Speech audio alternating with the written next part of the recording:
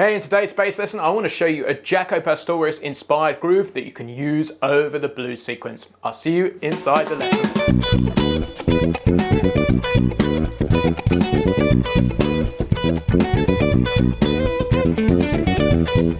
Hey, it's James here, and it's Blues Month here at eBassGuitar, and I've been madly working away for a number of months on our brand new 90-day Blues Bass Accelerator. This is a program where you can work with me and the eBassGuitar team to learn all of the most important foundational skills you need to play at a blues jam session.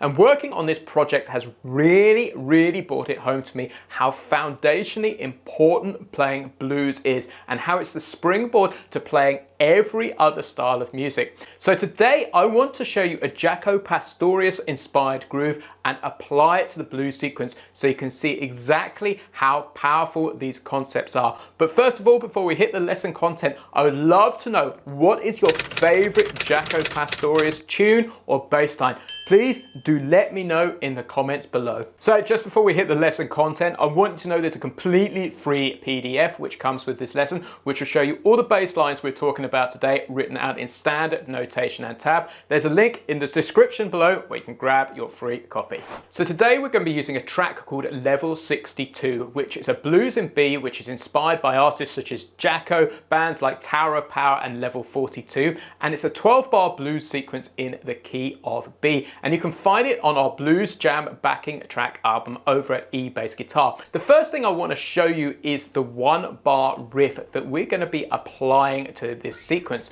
So let me play it to you first of all. It sounds like this. So let me take that apart. So it starts off with 2 Bs, like that. And then what we do is we go to an open D and then an open D sharp, and we hammer on like this. Like that, and that's 2 16th notes. So the first 2 beats sound like this. So first of all, get that under your hand. And then we have this phrase after this, which is 2 E natural 16th notes, and then a 16th note rest, and then on the last 16th note of the 3rd beat, we have an F. So the phrase sounds like this. Once more. So let's put those first 3 beats together. Once again. And then the final 2 notes is what we do is we play an open D and then we play an F sharp like that. So we go from D to F sharp like that. And we place the D on the 2nd 16th note of the 4th beat, and then halfway through the last beat of the bar we play the F sharp. So we end up with this 3 4 3 4. So let's put the whole phrase together.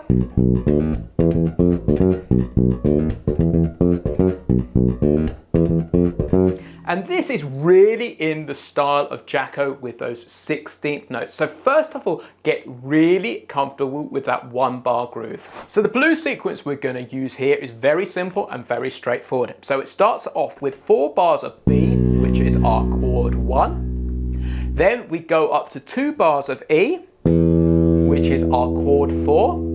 Then we go back to 2 bars of B, which is our chord 1 again. Then we go to an F sharp for 1 bar, an E for 1 bar. So that is our chord 5 for the F sharp, and our chord 4 for the E. And then we go back to B for 2 bars. And that is our 12-bar blues sequence. Now we're going to superimpose our funk groove over the top. So let's superimpose this bass line. So we're going to have 4 bars of the B7 chord. So we're going to play that riff 4 times like this.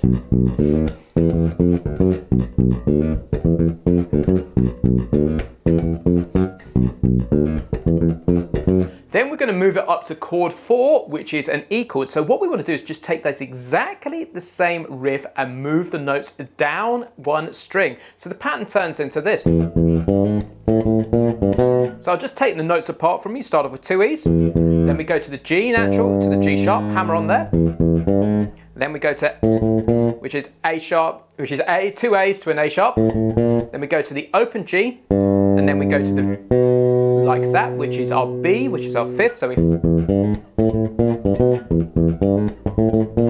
So that is, we play that twice for our 4 chord. Then we go back to our 1 chord again and play the bass line twice. And then for our 5 chord and our 4 chord, what we do is we play this pattern here. So we're just going to change the groove up a little bit to add some variation. So that starts off with 2 8th notes on the F sharp, and then we play offbeat 8th notes on beat 2, 3, 4 on each bar. So we have and then the same thing on E. And then back to the original groove for the last 2 bars of the sequence. So what I want to do is show you how this groove works in context with the level 62 backing track.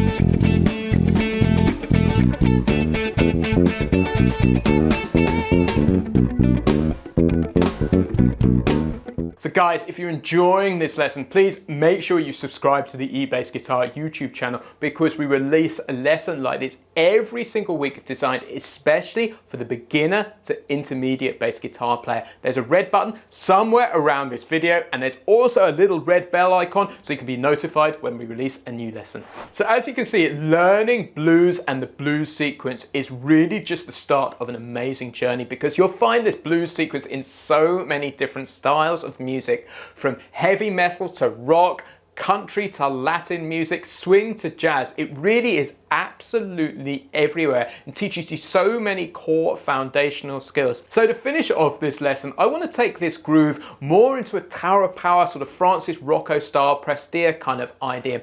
And all I want to do is take pretty much exactly the same set of notes, but add in some dead notes, because this is where things can start to get really funky. And I love playing funky blues.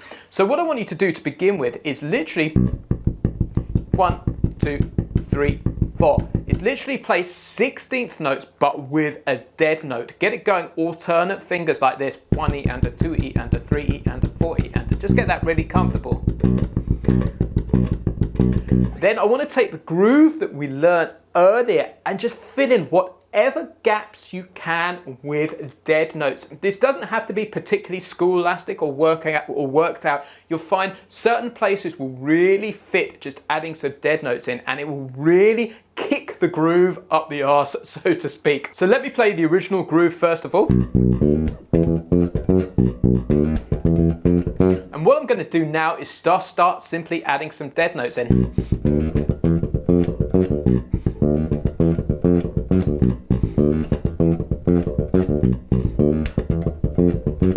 And what you can hear is that really propels the groove along, and you'll find some really natural places in the rests to start sticking those 16th notes in. So to finish off the lesson, I want to have a jam to the level 62 track. I want to take the original bass groove that we learned, add in those 16th notes, and then also start experimenting some more with whatever lines and ideas I can put in there, and really see where this takes me.